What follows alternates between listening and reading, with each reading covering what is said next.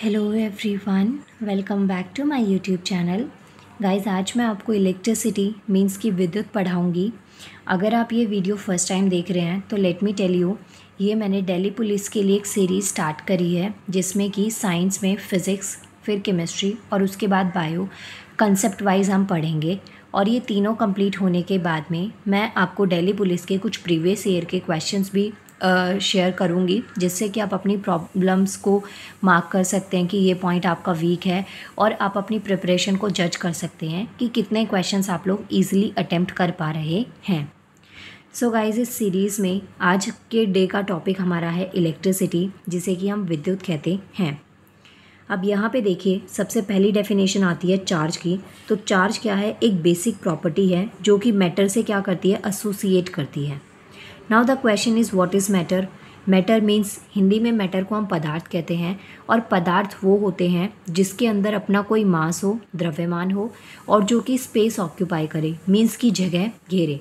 तो उनसे जो प्रॉपर्टी एसोसिएट करती है वो एक बेसिक प्रॉपर्टी चार्ज है, जिसे कि हम आवेश कहते हैं। इसे Q से रिप्रेजेंट किया जाता है, और जो इसकी यूनिट होती है SI यूनिट चार्ज की, वो होती है कूलम। ये होती है कूलम। इसे C से रिप्रेजेंट किया जाता है। क्वेश्चंस जो आपके एग्ज़ाम में आते हैं, कॉम्पिटिटिव एग्ज़ाम में, वो SI यूनिट पे बेस्ड ज़्यादातर क्वेश्चंस आपसे पूछे जाते हैं। इसके अलावा इसमें एक स्टेटमेंट आपको दिख रही होगी कि similar charges repel each other and opposite charges attract each other. अब ये स्टेटमेंट गाइस क्या कहती है कि जो चार्जेस सेम होते हैं ना, वो एक दूसरे को रिपेल करते हैं, और जो चार्जेस ऑपोजिट होते हैं उनमें एक तरीके से अट्रैक्शन होता है। जैसे कि आपने मैथ्स में पढ़ा होगा, माइनस माइनस प्लस हो गया, प्लस माइनस माइनस हो गया। तो ये जो चार्जेस है ना, इन्हीं की बात यहाँ पे करी गई है कि जो लाइक चार्जेस हैं, जैसे पॉजिटिव पॉजिटिव हो या नेगेटिव नेगेटिव हो, तो ऐसे चार्जेस एक दूसरे को रिपेल करेंगे, मतलब एक दूसरे से दूर जाते हैं। और जो ऑपोजिट चार्जेस हैं वो एक दूसरे को अट्रैक्ट करते हैं, एक दूसरे के पास में आते हैं। सो ये था हमारा फर्स्ट टॉपिक। नेक्स्ट, इसी के अंदर जैसे मैंने आपको यहाँ पे बताया कि जो चार्ज है उसकी SI यूनिट क्या है? कूलम्स। अब कूलम का जो लॉ है ना, वो क्या है? कूलम्स लॉ क्या कहता है? That 2 point charges attract or repel each other with the force which is directly proportional to the product of the magnitude of charges and inversely proportional to the square of the distance between them। अब देखिए, जो 2 point charges है ना, जैसे मानिए ये आपका Q charge है 1, और ये जो चार्ज है ये चार्ज हो गया Q2। तो ये जो 2 पॉइंट चार्जेस है ना, इनमें गाइस अट्रैक्शन भी हो सकता है और रिपल्शन भी हो सकता है। अट्रैक्शन कब होगा? जब ये ऑपोजिट चार्जेस होंगे। मानिए ये माइनस है और ये वाला प्लस है। अब यहाँ पे रिपल्शन कब होगा? मान लीजिए ये नेगेटिव चार्ज है और ये भी नेगेटिव, दोनों नेगेटिव नेगेटिव या दोनों पॉजिटिव पॉजिटिव चार्ज है, तो इस सिचुएशन में यहाँ पे रिपल्शन हो जाएगा। अदरवाइज जो ऑपोजिट सिचुएशन थी उसमें क्या था? अट्रैक्शन था। सो यहाँ पे क्या कहा गया है कि ये जो 2 पॉइंट चार्जेस हैं, इनमें अट्रैक्शन भी हो सकता है और रिपल्शन भी हो सकता है विद द फोर्स। कौन सा फोर्स? ये जो फोर्स यहाँ पे है, ये फोर्स डायरेक्टली प्रोपोर्शनल होगा किसके? इनके मैग्नीट्यूड के। मतलब जो Q1 Q2 है, इसके मैग्नीट्यूड के तो डायरेक्टली प्रोपोर्शनल होगा, लेकिन जो इनके बीच का जो डिस्टेंस है, ये जो दोनों के बीच का जो डिस्टेंस है, इसके स्क्वायर के। मानिए ये दोनों ऑब्जेक्ट्स हैं, Q1 Q2 दो चार्जेस हैं, इनके बीच का डिस्टेंस R है, तो ये जो डिस्टेंस R है इसके स्क्वायर के इन्वर्सली प्रोपोर्शनल होगा। ये हो गया हमारे पास क्वेश्चन का जो ये स्टेटमेंट है, इसका conclusion. F is equal to 1/4 pi epsilon not into Q1 Q2 magnitude upon में R square, that is distance of the squares. ये पॉइंट आपको याद रखने हैं। अब यहाँ पे जो ये एप्सिलॉन नॉट है ना, 4 आपको पता है एक न्यूमेरिकल वैल्यू है। पाई की वैल्यू या तो हम 22/7 लेते हैं या 3.14 लेते हैं, लेकिन जो ये एप्सिलॉन नॉट है इसकी वैल्यू हमारे पास एक कांस्टेंट वैल्यू दे रखी होती है, दैट इज़ दिस वन। आप इसको लर्न कर सकते हैं। ये पॉइंट्स आपको समझ में आए। इसके बाद में नेक्स्ट पॉइंट आता है हमारे पास इलेक्ट्रिक पोटेंशियल। अब इलेक्ट्रिक पोटेंशियल जो है, विद्युत विभवांतर, ये क्या चीज़ होती है? Is a point in an electric field is equal to the work done per unit charge in carrying a test charge from infinity to that point. अब देखिए, जो इलेक्ट्रिक पोटेंशियल है ये वर्क डन के इक्वल होता है।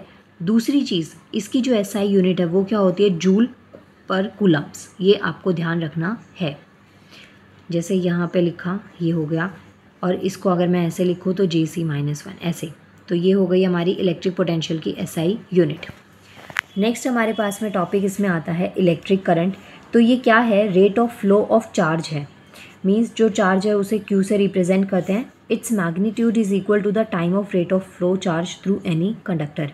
पहली चीज़ तो इलेक्ट्रिक करंट क्या है, rate of flow of charge है।